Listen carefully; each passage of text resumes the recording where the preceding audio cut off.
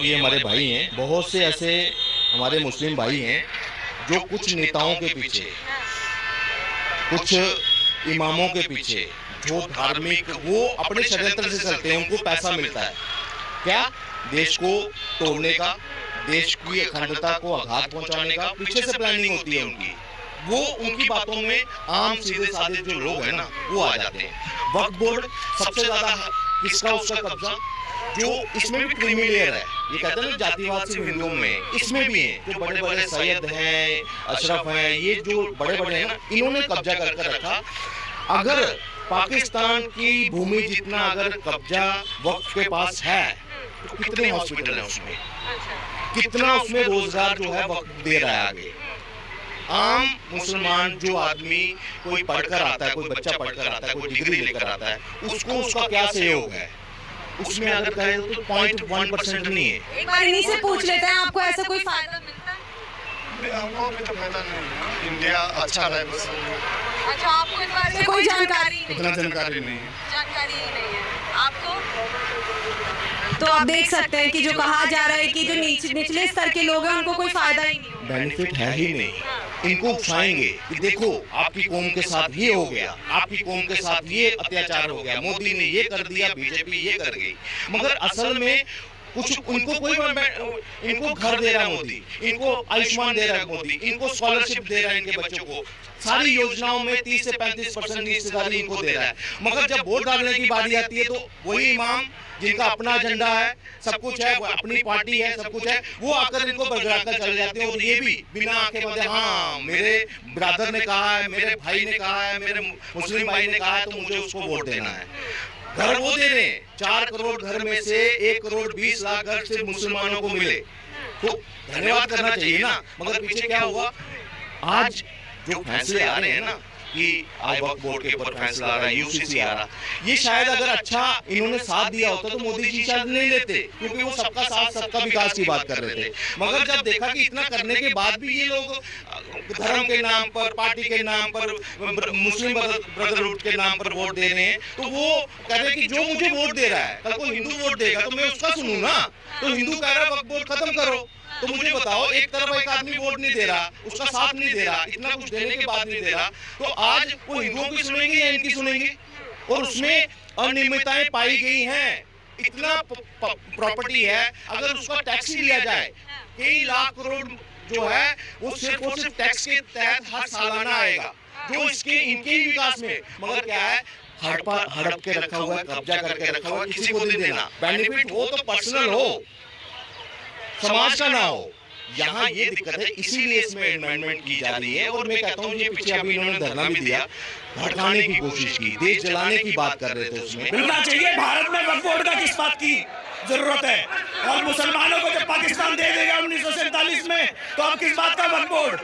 25 करोड़ की इनकी जनसंख्या हो गया, अभी भी ये माइनॉरिटी में। पिछली सरकारों की जो गलती है, वर्तमान सरकार को सुधारनी चाहिए, इसी के लिए मांग करी गई है। और ये जो वक्फ बोर्ड का कानून है, उसको निरस्त करने के लिए सरकार ही खुद मोशन लेकर आई है संसद में। लेकिन कहा जा रहा है कि मोदी सरकार सिर्फ ये मुस्लिमों को प्रताड़ित करने के लिए कर रही है। अरे मोदी सरकार सबके लिए सड़कें यूज कर रहे हैं, मुसलमान भी कर रहा है, क्रिश्चियन भी कर रहा है, हिंदू भी कर रहा है, इतने ब्रिजेस बन रहे हैं, राशन ले रहे हैं, सब ले रहे हैं। तो ये जो चीज गलत है, गलत को तो गलत कहा ही जाएगा। क्यों हम उनको मुसलमानों को अपने देश की जमीन का एक हिस्सा दे दें, जब हम क्या कहते हैं चाइना से लड़ाई लड़ रहे हैं, पाकिस्तान से लड़ रहे हैं, 1 इंच जमीन के लिए, जहाँ बिना लड़े 9 लाख हेक्टेयर जमीन लेके बैठे हुए हैं। इनकी यहाँ पे किसी तरह के कोई बोर्ड नहीं होना चाहिए, इनको वोटिंग राइट भी नहीं होना चाहिए भारत में। इन्होंने अगर रहना है तो पाकिस्तान में जाए, बांग्लादेश में जाए, या 57 देश जो मुसलमान के वहाँ चले जाएं। सीधी सी बात ये है, क्योंकि इस देश में रहना है, यहाँ के संविधान को और कानून को फॉलो करना पड़ेगा। लेकिन आजादी से लेके अब तक सिर्फ इन्होंने शरीयत को माना है, शरीयत के हिसाब से देश को चलाने की कोशिश करी गई है। किसी के द्वारा कुछ कहा गया है तो फतवे जारी किए गए हैं। लोकतांत्रिक देश में क्या ऐसा होता है? आप बताइए खुद। लेकिन ओवैसी तो कह रहे हैं अगर समाप्त हुआ, हमारा संशोधन किया गया, छेड़छाड़ हुई वक्फ बोर्ड से, तो सीधा सीधा धमकी दे रहे हैं मोदी और कुत्ते भौंकते हैं, शेर चलता है। देखिए, सीए कानून लागू हो चुका है उत्तराखंड में, ये टोपी मैंने उत्तराखंड की पहनी हुई है, इसीलिए पहनी हुई है। और आने वाले समय में वक्फ बोर्ड खत्म होगा और देखना आप से ही इंटरव्यू देके बताऊंगा कि वक्फ बोर्ड समाप्त हो चुका है यहाँ पे। समाप्त होगा, बिल्कुल होगा, बिल्कुल होगा। लेकिन मुस्लिम लोग कह रहे हैं हम नहीं होने देंगे। उनके कहने से क्या होता है? हमने क्यों जिताया मोदी जी को इतनी वोट देके, कैसे संसद में और राज्यसभा में लेके गए? इसीलिए तो लेके गए कि इस तरह के जो कानून बने हैं, जो गजवाए हिंद का जो सपना है मुसलमानों को, उसको तोड़ने के लिए हम वहाँ सरकार बनाई है भारत में। तो इसलिए ये जो कानून है ये निरस्त होना चाहिए। देखिए, पिछली सरकार द्वारा बनाया गया था, जो मुस्लिम हित की बात करती थी, और जितने भी कानून बने हैं मुसलमानों के पक्ष में, इसी सरकार द्वारा बनाए गए। देश का बंटवारा भी इनके द्वारा किया गया। मुसलमानों ने एक पैर भारत में, एक पैर पाकिस्तान में, यानी दोनों पैरों को दोनों जगह रखे। अब वहाँ की जमीन तो ले ही ली है, यहाँ की भी जमीन पर अपना कब्जा बता रही है। बताओ ऐसा होता है कहीं पे? ये बताइए आप। कि आखिर इनको वक्फ बोर्ड से परेशानी क्या है? बिल्कुल परेशानी है। हमारे देश की 1 इंच भूमि जिसके लिए हम पाकिस्तान चाइना से लड़ाई लड़ रहे हैं, वो इन विधर्मियों को कैसे दे दें हम अपने देश की जमीन? आप बताइए। अभी आप लोगों का क्या रुख रहने वाला है? इसका रुख यही है कि यहाँ रहना है, शांति से रहें, संविधान के हिसाब से चले, कानून के हिसाब से चले। जो कानून बनाए जाते हैं, जिसमें अमेंडमेंट्स लाए जाते हैं, उनको बिल्कुल शांतिपूर्वक, जो लोकसभा और राज्यसभा बनी हुई है उसके हिसाब से चलने देश को।